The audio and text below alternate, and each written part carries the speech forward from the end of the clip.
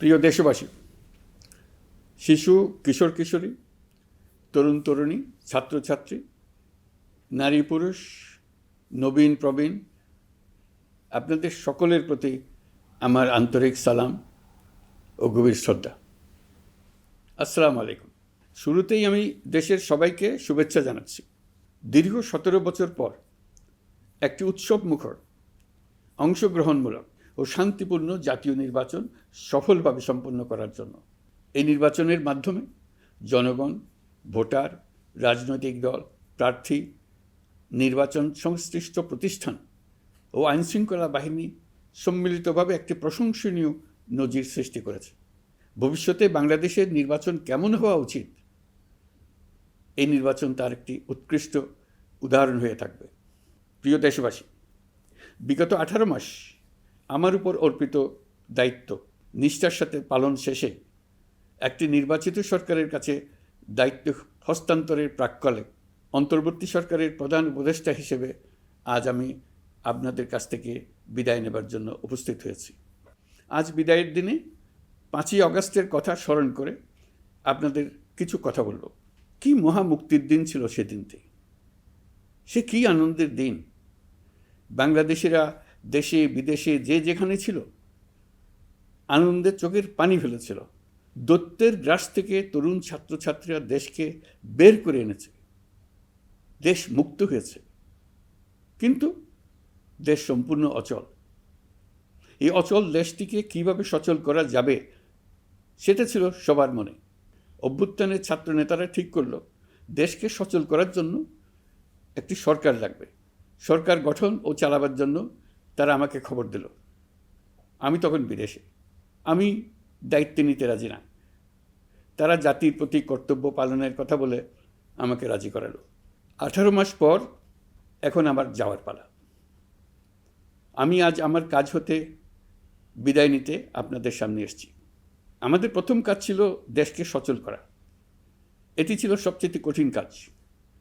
যারা দেশকে লুটে পুটে খেত তারাই দেশের এই যন্ত্র চালাতো। তাদের একান্ত অনুগত লোকজন নিয়ে অভ্যুত্থানের সঙ্গে সঙ্গে সবাই পালিয়ে গেছে। বড় কর্তা পালিয়েছে, মাঝারি কর্তা পালিয়েছে, অন্যরা ভোল পাল্টিয়েছে অথবা আত্মগোপনে চলে গেছে। কেউ নানাজনের সুপারিশ নিয়ে আসছে, তারা অভ্যুত্থানের গোপন সৈনিক ইত্যাদি। সরকারের ভেতর যারা পালিয়ে যাননি তাদের মধ্যে কাকে বিশ্বাস করবেন, কাকে বিশ্বাস করবেন না, এটি মহাসংকট হয়ে দাঁড়ালো। যতই মৃতদেহের অঙ্গ প্রত্যঙ্গবিহীন দেহের সন্ধান আসছিল ততই তারা চিহ্নিত হচ্ছিল। সেই থেকে 18 মাস চলে গেছে। অবশেষে 12ই ফেব্রুয়ারি আসলো। 1.5 যুগ পরে দেশে একটি জাতীয় নির্বাচন এবং ব্যাপক সাংবিধানিক পরিবর্তনের জন্য সর্বসম্মত জুলাই সনদের উপর গণভোট অনুষ্ঠান হলো। এই নির্বাচনে উৎসবমুখর পরিবেশ, দেশের সর্বত্র একটা ঈদের পরিবেশ ছিল যা আমাদের ইতিহাসে স্মরণীয় হয়ে থাকবে। এই প্রতিদ্বন্দ্বিতামূলক নির্বাচনে যারা জয়ী হয়েছেন তাদের আমি অভিনন্দন জানাচ্ছি। যারা পরাজিত হয়েছেন তাদেরকেও আমি অভিনন্দন জানাচ্ছি। হার জিতেই হলো গণতন্ত্রের সৌন্দর্য। যারা জয়ী হয়েছেন তারা মোট ভোটের প্রায় অর্ধেক পেয়েছেন। যারা জয়ী হতে পারেননি তারাও মোট ভোটের অর্ধেক পেয়েছেন। যারা জয়ী হতে পারেননি তারা এই জেনে আশ্বস্ত হবেন যে প্রায় অর্ধেক ভোটার আপনাদের উপর আস্থা রেখেছে। আগামী দিন নতুন সরকার দায়িত্ব গ্রহণ করবে। এর মাধ্যমে আমাদের 18 মাসের দায়িত্বের সমাপ্তি হবে। 24শে জুলাই মাসে বাংলাদেশের মানুষ এক অভূতপূর্ব অভ্যুত্থানের মধ্য দিয়ে তাদের মুক্তি, আকাঙ্ক্ষা ও মর্যাদার দাবি উচ্চারণ করেছিল। সেই সময় দেশ একটি গভীর রাজনৈতিক, অর্থনৈতিক, প্রাতিষ্ঠানিক ও মানবিক সংকটে নিপতিত ছিল। রাষ্ট্রযন্ত্রের উপর মানুষ আস্থা হারিয়ে ফেলেছিল। গণতন্ত্র হয়েছিল ধূলিসাৎ, ভবিষ্যৎ ছিল অনিশ্চিত। ঠিক সেই সংকটময় সময়ে আমাকে আহ্বান জানানো হয়েছিল একটি লক্ষ্য সামনে রেখে বাংলাদেশকে আবার স্বাভাবিক জীবনে ফেরানোর জন্য 3টি দায়িত্ব দেওয়া হয়েছিল: সংস্কার, বিচার এবং নির্বাচন। আমি ও আমার সহকর্মীরা সবাই আমরা সেই অঙ্গীকার রক্ষার চেষ্টা করে গেছি। কোথায় কতটুকু সাফল্য অর্জন করতে পেরেছি, কোথায় ব্যর্থ হয়েছি, সেই বিচারের ভার আপনাদের উপর থাকলো। আমাদের প্রচেষ্টায় কোনো ঘাটতি ছিল না। আমরা মানবতা বিরোধী অপরাধ, দুর্নীতি ও অনিয়মের বিচার প্রক্রিয়াকে রাজনীতি ও প্রতিশোধের ঊর্ধ্বে রেখেছি। আমরা ভঙ্গুর প্রতিষ্ঠানগুলোর প্রশাসনিক, বাণিজ্যিক, আর্থিক সংস্কারে হাত দিয়েছি, যাতে ভবিষ্যতে কোনো সরকার জনগণের ইচ্ছার বিরুদ্ধে নিজেকে স্থাপন করতে না পারে। আর সর্বোপরি আমরা একটি উৎসবমুখর, অবাধ, নিরপেক্ষ, শান্তিপূর্ণ, পরিচ্ছন্ন ও বিশ্বাসযোগ্য জাতীয় নির্বাচনের আয়োজন করেছি, যার মাধ্যমে জনগণ আবার তাদের ভোটাধিকার ফিরে পেয়েছে। এই নির্বাচন কেবল একটা ক্ষমতা হস্তান্তরের প্রক্রিয়া নয়, এটি বাংলাদেশের গণতান্ত্রিক ব্যবস্থার নতুন অভিযাত্রার সূচনা, নতুন বাংলাদেশের জন্ম।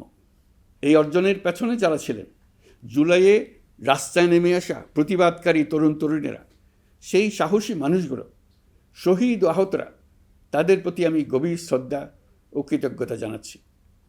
তাদের অভূতপূর্ব ত্যাগ ছাড়া এই পরিবর্তন সম্ভব হতো না। এই প্রক্রিয়া সফল করতে দেশের আবালবৃদ্ধ বনিতা সকলেই সহযোগিতা করেছেন। প্রাতিষ্ঠানিক দিক থেকে দেশের রাজনৈতিক দলসমূহ, নির্বাচন কমিশন, সকল আইনশৃঙ্খলা বাহিনী, সশস্ত্র বাহিনী, সরকারি কর্মকর্তা কর্মচারী ও প্রশাসনের প্রতিটি স্তরের সদস্যরা আন্তরিক সহযোগিতা করেছেন। আপনাদের প্রতি আমার আন্তরিক কৃতজ্ঞতা রইল। আপনাদের ধৈর্য, পেশাদারিত্ব ও আস্থার উপর ভর করেই এই পথ চলা সম্ভব হয়েছে। প্রিয় দেশবাসী, 24-এর গণ অভ্যুত্থানের সময় দেয়ালে দেয়ালে তরুণরা যে নতুন বাংলাদেশের স্বপ্ন এঁকেছিল, তার কেন্দ্র ছিল প্রাতিষ্ঠানিক সংস্কার। সেই প্রত্যাশা বাস্তবায়নে অন্তর্বর্তী সরকার প্রায় 130টি নতুন আইন ও সংশোধনী প্রণয়ন করেছে এবং প্রায় 600টি নির্বাহী আদেশ জারি করেছে, যার প্রায় 84% ইতিমধ্যেই বাস্তবায়িত হয়েছে। এই সংস্কারসমূহ নাগরিক অধিকারকে সংহত করেছে, বিচার ব্যবস্থাকে শক্তিশালী করেছে এবং গুম, খুন ও বিচার বহির্ভূত হত্যার সংস্কৃতি যেন আর কখনো ফিরে না আসে সেটা নিশ্চিত করেছে। আমরা দায়িত্ব গ্রহণের সময় দেশের আইনশৃঙ্খলা পরিস্থিতি ছিল অত্যন্ত ভঙ্গুর। থানাগুলো ছিল পুলিশশূন্য, জনগণের মধ্যে আস্থার বদলে ভয় ও শঙ্কা তৈরি হয়েছিল। ধাপে ধাপে আমরা সেই অবস্থার পরিবর্তন ঘটিয়েছি। আজ পুলিশ আর মারণাস্ত্র ব্যবহার করে না, বেআইনিভাবে কাউকে তুলে নিয়ে যায় না, বন্দুকযুদ্ধের নামে হত্যা করে না, পুলিশ ও গোয়েন্দা বাহিনীর ভয়ে কাউকে ডিলিট বাটন চাপতে হয় না। জনবান্ধব ও জবাবদিহিমূলক বাহিনী হিসেবে গড়ে তোলার লক্ষ্যে পুলিশ কমিশন অধ্যাদেশ 2025 প্রণয়ন করা হয়েছে। বিচার বিভাগকে স্বাধীন ও শক্তিশালী করতে পৃথক সচিবালয় গঠন, বিচারক নিয়োগের স্বচ্ছ কাঠামো এবং দেওয়ানি ও ফৌজদারি আইনে যুগান্তকারী সংস্কার করা হয়েছে। সেপারেশন অব জুডিশিয়ারির জন্য মাজদার হোসেন মামলার রায় আমরা বাস্তবায়ন করে গেলাম। গুমকে মানবতার বিরুদ্ধে অপরাধ হিসেবে স্বীকৃতি দিয়ে আন্তর্জাতিক অপরাধ ট্রাইব্যুনাল আইন সংশোধন করা হয়েছে। বিচার প্রক্রিয়াকে স্বচ্ছ করতে রায় সরাসরি সম্প্রচারের সুযোগ, বিদেশি আইনজীবী নিয়োগ এবং অন্তর্বর্তী আপিলের বিধান যুক্ত করা হয়েছে। বাংলাদেশ যেন আর কখনো মানবাধিকারহীন রাষ্ট্রে পরিণত না হয়, সেই লক্ষ্যে জাতীয় মানবাধিকার কমিশন অধ্যাদেশ জারি করা হয়েছে এবং কমিশন গঠন করা হয়েছে। প্রিয় দেশবাসী, একটি সমাজ তখনই উন্নত হয় যখন তার নারীরা নিরাপদ, সম্মানিত ও সমান অধিকারপ্রাপ্ত। উন্নয়ন তখনই টেকসই হয় যখন নারীরা সিদ্ধান্ত গ্রহণে, অর্থনীতিতে, শিক্ষায় ও নেতৃত্বে সমানভাবে অংশ নিতে পারেন। যে নতুন বাংলাদেশের স্বপ্ন আমরা দেখছি, নারীদের অগ্রযাত্রা ছাড়া তা গড়ে তোলা সম্ভব নয়। নারী ও শিশু সুরক্ষা, যৌন হয়রানি প্রতিরোধ অধ্যাদেশ, পারিবারিক সহিংসতা প্রতিরোধের অধ্যাদেশ এবং নারী ও শিশু নির্যাতন দমন আইন সংশোধন করা হয়েছে। নতুন এইসব আইনের মাধ্যমে কর্মক্ষেত্রে ও শিক্ষা প্রতিষ্ঠানে নারীদের হয়রানি প্রতিরোধ ও সুরক্ষা আবার নিশ্চিত করার পথ সুগম করা হয়েছে। প্রিয় দেশবাসী, অভ্যুত্থান পরবর্তী এক উত্তাল সময়ে দেশকে ধীরে ধীরে স্বাভাবিক ধারায় ফিরিয়ে আনতে আমাদের সশস্ত্র বাহিনীর সৈন্যরা যে ধৈর্য, পেশাদারিত্ব ও দায়িত্ববোধের পরিচয় দিয়েছে, তার জন্য দেশবাসীর পক্ষ থেকে আমি তাদের প্রত্যেককে আন্তরিক ধন্যবাদ জানাচ্ছি। একই সঙ্গে বিশেষভাবে উল্লেখ করতে চাই, যখনই কোনো সংকটময় পরিস্থিতির উদ্ভব হয়েছে, তখনই দেশের রাজনৈতিক নেতৃত্ব আমাদের আহ্বানে তাৎক্ষণিকভাবে সাড়া দিয়েছেন এবং সহযোগিতার হাত বাড়িয়ে দিয়েছেন। এই পারস্পরিক দায়িত্ববোধ ও সংযমই দেশকে অস্থিরতার পথ থেকে স্থিতিশীলতার দিকে এগিয়ে নিতে সহায়ক হয়েছে। স্বৈরাচারের 16 বছরে এদেশের রাজনৈতিক নেতাকর্মীরা যে ভয়াবহ নিপীড়ন, মামলা হামলা, গুম ও হত্যার শিকার হয়েছেন, তা আমাদের জাতির জন্য এক গভীর বেদনাদায়ক শিক্ষা। এই অভিজ্ঞতা আমাদের স্মরণ করিয়ে দেয়, যাতে ভবিষ্যতে আর কখনো কোনো জালেম মাথাচাড়া দিয়ে উঠতে না পারে, যেন আর কখনো ফেসিবাদ প্রতিষ্ঠিত না হয়, শত শত আয়নাঘর সৃষ্টি না হয়, বিচার বহির্ভূত হত্যা ফিরে না আসে। সেই জন্য কেবল রাজনৈতিক অঙ্গীকারই যথেষ্ট নয়, প্রয়োজন ন্যায় বিচার নিশ্চিত করার লক্ষ্যে বিচার ব্যবস্থা ও রাষ্ট্রীয় কাঠামোর মৌলিক ও গভীর সংস্কার। এই উপলব্ধি থেকেই অন্তর্বর্তী সরকার তার সংস্কার কর্মসূচিকে সর্বোচ্চ অগ্রাধিকার দিয়েছে। প্রিয় দেশবাসী, ফ্যাসিস্ট সরকারের 16 বছরের নিপীড়ন ও জুলাইয়ের রক্তাক্ত স্মৃতি এখনও আমাদের মাঝে তাজা হয়ে আছে। যারা ভয়াবহ নিপীড়ন ও নির্যাতন চালিয়েছে তাদের বিচার করা এবং যেন আর কেউ এ ধরনের দুঃশাসন কায়েম করতে না পারে সেটা নিশ্চিত করা আমাদের গুরু দায়িত্ব। বিচার একটা চলমান প্রক্রিয়া। একাধিক ট্রাইব্যুনাল বর্তমানে সক্রিয়ভাবে কাজ করছে। ইতিমধ্যে একাধিক মামলার রায় ঘোষণা হয়েছে। আন্তর্জাতিক অপরাধ ট্রাইব্যুনালে ফেসিবাদের সময় দেশে যে গুমের সংস্কৃতি গড়ে উঠেছিল, সেই ভয়াবহ মানবাধিকার লঙ্ঘনের বিচারও শুরু হয়েছে। বেশ কিছু মামলার বিচারিক কার্যক্রম এখন শেষের পথে। আমরা আশা করছি আগামী দিনগুলোতেও বিচারিক প্রক্রিয়া অত্যন্ত নিরপেক্ষ ও স্বচ্ছতার সঙ্গে এগিয়ে যাবে। প্রিয় দেশবাসী, অন্তর্বর্তী সরকারের সবচেয়ে বড় অর্জন জুলাই সনদ, যার ভিত্তিতে গণভোটে বিপুল সংখ্যাগরিষ্ঠতায় তা বাস্তবায়নের সিদ্ধান্ত দিয়েছে দেশের মানুষ। জুলাই সনদের বাস্তবায়ন হলে ফেসিবাদ ফিরে আসার পথগুলো চিরতরে বন্ধ হয়ে যাবে। আশা করব এটা নির্ধারিত সময়ের সীমার মধ্যেই বাস্তবায়ন হবে। অন্তর্বর্তী সরকারের ছোট বড় ভালো মন্দ অনেক কথা ভুলে গেলেও জুলাই সনদের কথা জাতি কখনো ভুলবে না। এই সনদ রচনা এবং গণভোটে পাশ করানোর জন্য আমি সকল রাজনৈতিক দল, সামাজিক সংগঠন, অধিকার রক্ষা প্রতিষ্ঠান যারা অক্লান্ত পরিশ্রম করেছে তাদের সবাইকে আজ অভিনন্দন জানাচ্ছি। এই নির্বাচনে প্রথমবারের মতো প্রবাসীদের ভোট দেওয়ার সুযোগ সৃষ্টি করা হয়েছে। যখন একজন ভোটার গর্ব করে এই নির্বাচন ও গণভোটে ভোট দেওয়ার অভিজ্ঞতা সোশ্যাল মিডিয়ায় বলে, তখন একজন নাগরিক হিসেবে আমি আনন্দ ধরে রাখতে পারি না। আমি আশা করি এই প্রক্রিয়ায় ভবিষ্যতে আরও অনেক বেশি প্রবাসীরা নিশ্চিন্তে অংশগ্রহণ করতে পারবে। প্রিয় দেশবাসী, আমরা দায়িত্ব গ্রহণের সময় অর্থনীতি ছিল বিপর্যস্ত, ব্যাংকিং ব্যবস্থা ভেঙে পড়েছিল, অর্থ পাচার ছিল লাগামহীন। আমরা রাজস্ব ব্যবস্থাপনা, করনীতি, মুদ্রা ব্যবস্থাপনা, আর্থিক খাতে কাঠামোগত সংস্কার এনেছি। তলাবিহীন অর্থনীতি আমাদের জন্য রেখে গিয়েছিল আগের ফেসিবাদী সরকার। কেন্দ্রীয় ব্যাংক বাণিজ্য ব্যাংককে ফতুর করে দিয়ে গেছে, $234 বিলিয়ন পাচার করে নিয়ে গেছে, বিশাল ঋণের বোঝা রেখে গেছে। এইসব আমাদের জানা কথা। আমরা যারা এই অর্থনীতি আবার চালু করার দায়িত্ব পেয়েছিলাম তারা দিশা খুঁজে পাচ্ছিলাম না। এখন যাবার সময় স্বস্তি পাচ্ছি যে আমরা অবস্থার মোকাবেলা করতে পেরেছি এবং নতুন অর্থনীতির বুনিয়াদ রচনা করে রেখে যেতে পারছি। এখন আর পাওনাদাররা আমাদের তাড়া করতে আসবে না। আন্তর্জাতিক লেনদেনে আমরা চোখে অন্ধকার দেখব না। আমাদের রিজার্ভের পরিমাণ এখন $34 বিলিয়ন। আমাদের দেশপ্রেমিক প্রবাসী ভাইবোনদের রেমিটেন্সের টাকায় এই রিজার্ভ ক্রমেই বাড়ছে। নিত্য প্রয়োজনীয় পণ্যের দাম নিয়ন্ত্রণে সরবরাহ বৃদ্ধি করা হয়েছে। টিসিবির কার্যক্রম সম্প্রসারিত হয়েছে। বাজার তদারকি ও মজুতদারির বিরুদ্ধে কঠোর ব্যবস্থা নেওয়া হয়েছে। এর ফলে খাদ্য মূল্যস্ফীতি উল্লেখযোগ্যভাবে কমেছে। শ্রমিক অধিকারকে মানবাধিকারের অংশ হিসেবে বিবেচনা করে আন্তর্জাতিক শ্রম সংস্থার গুরুত্বপূর্ণ কনভেনশনসমূহ অনুসমর্থন করা হয়েছে, যা কর্মক্ষেত্রে শ্রমিকের নিরাপত্তা ও মর্যাদা নিশ্চিত করবে। যুগান্তকারী নতুন শ্রম আইন প্রণয়ন করা হয়েছে। প্রবাসীরা আমাদের অর্থনীতির প্রাণশক্তি।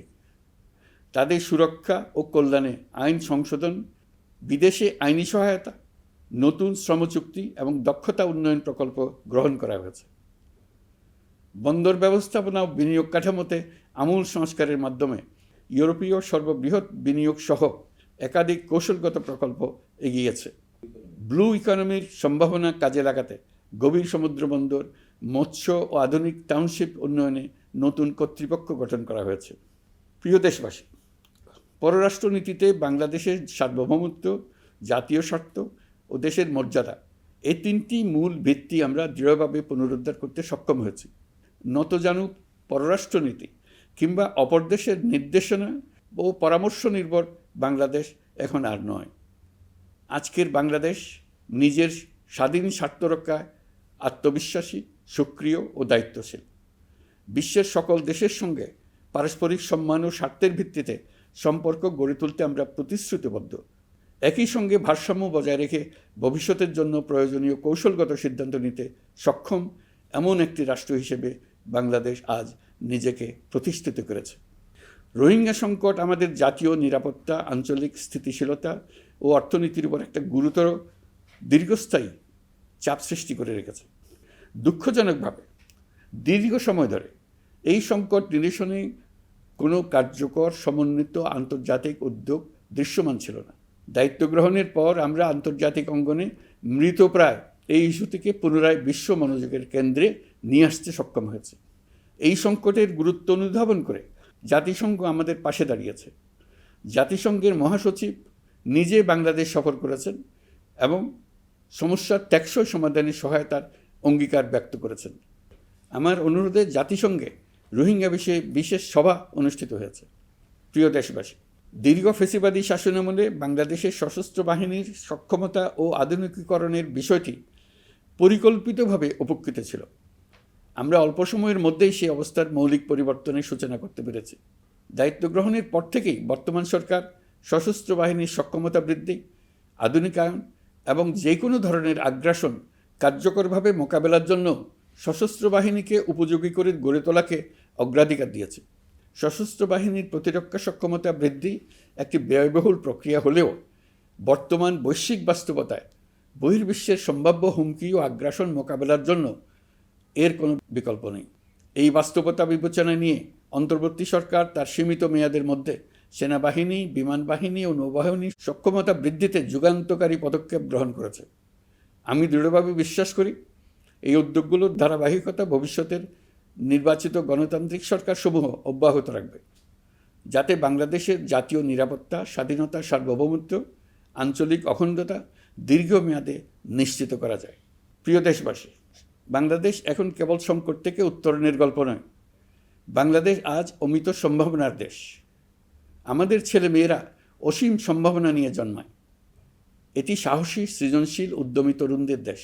তাদের দরকার উপযুক্ত শিক্ষা, বিশ্বমানের প্রশিক্ষণ এবং এমন একটি রাষ্ট্র ব্যবস্থা যেখানে মেধা ও পরিশ্রম ও সততার মূল্য আছে। সারা বিশ্বে অর্থনৈতিক কর্মকাণ্ড পরিচালনায় প্রতি বছর বিপুল সংখ্যক দক্ষ, কর্মঠ, শৃঙ্খলাবদ্ধ কর্মীর প্রয়োজন তৈরি হচ্ছে, আর বাংলাদেশে আছে কর্মক্ষম বিপুল তরুণ সম্প্রদায়।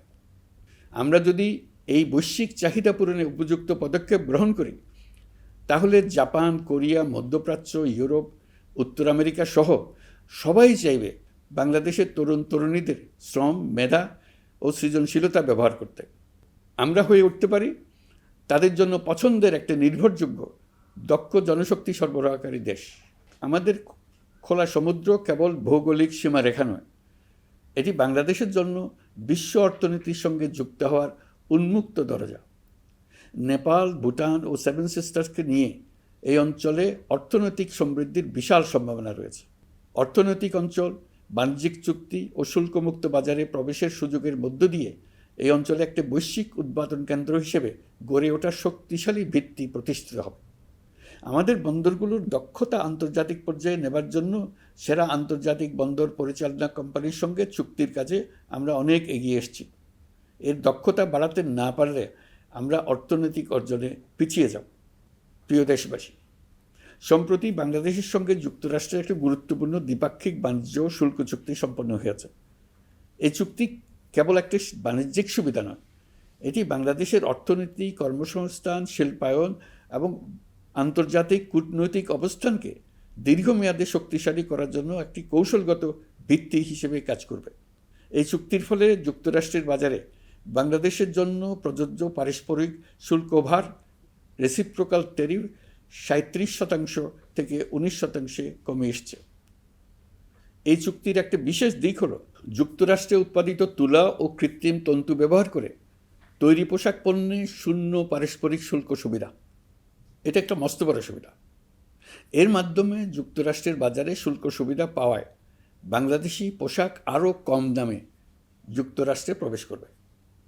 যুক্তরাষ্ট্রের তুলা ব্যবহারের ফলে আমাদের সরবরাহ চেইন আরও বৈচিত্র্যময় ও স্থিতিশীল হবে। এটি বাংলাদেশের পোশাক শিল্পকে উচ্চ মূল্যের ও উন্নত মানের পণ্যের দিকে অগ্রসর হওয়ার সুযোগ করে দেবে। প্রিয় দেশবাসী, বাংলাদেশের অর্থনৈতিক ভবিষ্যৎ টেকসই, বৈচিত্র্যময় ও প্রযুক্তি নির্ভর করার লক্ষ্যে জাপানের সঙ্গে সম্পাদিত অর্থনৈতিক অংশীদারিত্ব চুক্তি একটি ঐতিহাসিক ও কৌশলগত অগ্রগতি। এই অংশীদারিত্বের একটি গুরুত্বপূর্ণ সুফল হল উৎপাদন ও রপ্তানির বহুমুখীকরণ। জাপানের সঙ্গে সহযোগিতার ফলে অটোমোবাইল যন্ত্রাংশ, ইলেকট্রনিক্স, রেলওয়ে সরঞ্জাম, গ্রিন টেকনোলজি এবং উচ্চমূল্যের শিল্পপণ্যে বাংলাদেশ ধাপে ধাপে যুক্ত হতে পারবে। এতে আমাদের ঝুঁকি কমবে এবং বৈশ্বিক বাজারে বাংলাদেশের অবস্থান আরও শক্তিশালী হবে। পৃথিবীর শিল্পোন্নত দেশগুলো আমাদের দেশে বিনিয়োগ করবে শুধু জাপানে শুল্কমুক্ত রপ্তানির সুবিধা গ্রহণ করার জন্য। প্রিয় দেশবাসী, আমরা চীনের সাথে আমাদের উন্নয়ন সহযোগিতা গভীরতর করেছি। গত বছর মার্চে বেজিংয়ে চীনের প্রেসিডেন্ট শি জিনপিংয়ের সাথে বৈঠকে আমরা দুদেশের মধ্যকার কৌশলগত অংশীদারিত্বকে নতুন পর্যায়ে উন্নীত করার প্রত্যয় ব্যক্ত করেছে। ইতিমধ্যে তিস্তা নদীর সামগ্রিক ব্যবস্থাপনা ও পুনর্বাসন প্রকল্পের বিষয়ে উল্লেখযোগ্য অগ্রগতি হয়েছে। নীলফামারীতে 1000 শয্যার একটি আন্তর্জাতিক মানের হাসপাতাল তৈরিতে দুদেশ একমত হয়েছে। এই কাজটি আমরা এগিয়ে নিতে পেরেছি। আমরা এমন একটি বাংলাদেশ গড়ে তুলতে চাই যে বাংলাদেশ শুধু স্বল্প মূল্যের শ্রমনির্ভর অর্থনীতি নয়, বরং দক্ষতা ও প্রযুক্তি ও মূল্য সংযোজন ভিত্তিক অর্থনীতিতে রূপান্তরিত হবে। তবে আমি স্পষ্টভাবে বলতে চাই, এই সম্ভাবনা বাস্তবে রূপ নিতে হলে 3টি বিষয়ের কোনো বিকল্প নেই: শিক্ষা, প্রশিক্ষণ এবং সততা। অতীতে রাষ্ট্রীয় ব্যবস্থাপনায় সীমাহীন দুর্নীতি, অসততা, অনিয়ম ও জালিয়াতিকে উৎসাহিত করা হয়েছিল। সেই সংস্কৃতি আমাদের পেছনে টেনে রেখেছিল, আমাদের বিশ্বাসযোগ্যতা ক্ষুণ্ণ করেছিল। নতুন বাংলাদেশকে সেই পথ থেকে সরে আসতে হবে। আমাদেরকে প্রতিজ্ঞাবদ্ধ হতে হবে নিয়ম মানায়, প্রতিশ্রুতি রক্ষা, মান বজায় রাখা, রাষ্ট্রের প্রতিটি স্তরকে দুর্নীতিমুক্ত করায়, স্বচ্ছতা ও দায়বদ্ধতা নিশ্চিত করা। প্রিয় দেশবাসী, আমরা শূন্য থেকে শুরু করিনি, শুরু করেছি মাইনাস থেকে। ধ্বংসস্তূপ পরিষ্কার করে প্রতিষ্ঠান দাঁড় করিয়ে তারপরে সংস্কারের পথ ধরেছে। আজ অন্তর্বর্তী সরকার বিদায় নিচ্ছে, কিন্তু গণতন্ত্র, জবাবদিহিতা, বাক স্বাধীনতা, অধিকার চর্চার যে ধারা শুরু হয়েছে তা যেন কখনো থেমে না যায়। আমরা রাষ্ট্রীয় দায়িত্ব ছেড়ে গেলেও নতুন বাংলাদেশ গড়ার সার্বিক দায়িত্ব আমার, আপনার, আমাদের সবার। আমাদের সকলের দায়িত্ব দেশকে সত্যিকারের গণতন্ত্র হিসেবে পরিস্ফুটিত করা। জুলাই গণঅভ্যুত্থান আমাদের জন্য এই দরজা খুলে দিয়েছে।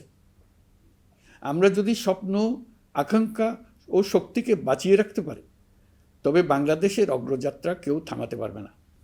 গণঅভ্যুত্থানে যারা প্রাণ দিয়েছে, শরীরের অঙ্গ হারিয়ে দুঃসহ জীবনযাপন করছে, যাদের লাশ পুড়িয়ে ফেলা হয়েছে, যাদের লাশ এখনও খুঁজে পাওয়া যাচ্ছে না, যারা অল্পের জন্য বেঁচে গেছে, তাদের সকলের আত্মত্যাগকে এই জাতি যেন কোনোদিন ভুলে না যায়। প্রতিটি রাষ্ট্রীয় সিদ্ধান্ত গ্রহণে আমরা যেন তাদের ছবি মনে রেখে সিদ্ধান্ত নিই। আমাদের পরবর্তী প্রজন্মকে ক্ষমতাবানদের কিভাবে নিয়ন্ত্রণে রাখতে হয় সেই শিক্ষাটি যেন দিয়ে যেতে পারে। ক্ষমতাবানদের ক্ষমতা মানুষকে কীরকম মনুষ্যত্বহীন করে তুলতে পারে সেটা জাতির ইতিহাসে ধরে রাখার জন্য আমরা পলাতক প্রধানমন্ত্রীর বাসস্থান গণভবনকে জাতীয় জুলাই স্মৃতি জাদুঘর হিসেবে প্রতিষ্ঠিত করে রেখে যাচ্ছি। এখানে আপনাদের স্মৃতির বাস্তব নমুনা সংরক্ষণ করে রাখা হয়েছে। জাদুঘর যখন জনসাধারণের জন্য খুলে দেওয়া হবে, তখন আপনি যেখানেই থাকুন, দেশে থাকুন, বিদেশে থাকুন, আমি অনুরোধ করব আপনি সপরিবারে একবার এসে কিছুক্ষণ জাদুঘরে কাটিয়ে যাবেন। প্রিয় দেশবাসী, আসুন আমরা এমন একটি বাংলাদেশ গড়ি যেখানে সম্ভাবনা সীমাহীন আর স্বপ্নের কোনো সীমানা নেই। গত 18 মাসে ক্রমান্বয়ে এদেশের মানুষের মধ্যে গণতন্ত্র, একটি কল্যাণমূলক শাসন ব্যবস্থা, বাক স্বাধীনতা, ক্ষমতাকে প্রশ্ন করতে পারা, সমালোচনা করতে পারা, জবাবদিহিতায় আনতে পারার যে চর্চা শুরু হলো, উৎসবমুখর পরিবেশে নির্বাচন আয়োজন করে জনগণের অধিকার নিশ্চিত হলো, এই ধারা যেন কোনো রকমেই হাতছাড়া হয়ে না যায়। আমি বিশ্বাস করি বাংলাদেশের আপামর জনসাধারণ এবং সকল রাজনৈতিক পক্ষ ইস্পাত কঠিন ঐক্যের মাধ্যমে এই ধারাকে আগামী দিনগুলোকে রক্ষা করবে, সমৃদ্ধ করবে। অধিকারের বিষয়ে, দেশের স্বাধীনতা সার্বভৌমত্বের বিষয়ে পরবর্তী প্রজন্মের জন্য একটি সুন্দর বাংলাদেশ গড়ে তোলার প্রত্যয়ে দৃঢ় থাকতে হবে। দলমত, ধর্ম, বর্ণ, নারী পুরুষ নির্বিশেষে সবাইকে আহ্বান জানাই একটি ন্যায়ভিত্তিক, মানবিক ও গণতান্ত্রিক বাংলাদেশ গড়ে তোলার সংগ্রাম অব্যাহত রাখতে। এই আহ্বান জানিয়েই আমি অত্যন্ত আশাবাদের সঙ্গে আজ আপনাদের কাছ থেকে বিদায় নিচ্ছি। দেশের শিশু, কিশোর কিশোরী, তরুণ তরুণী, ছাত্রছাত্রী, নারী পুরুষ, নবীন প্রবীণ, আমার দায়িত্ব থেকে বিদায় নেবার এই প্রাক্কালে আপনাদের সকলের প্রতি আন্তরিক ধন্যবাদ জানাচ্ছি। আমার জন্য দোয়া করবেন। মহান আল্লাহ আমাদের সকলের সহায় হন। আল্লাহ হাফেজ।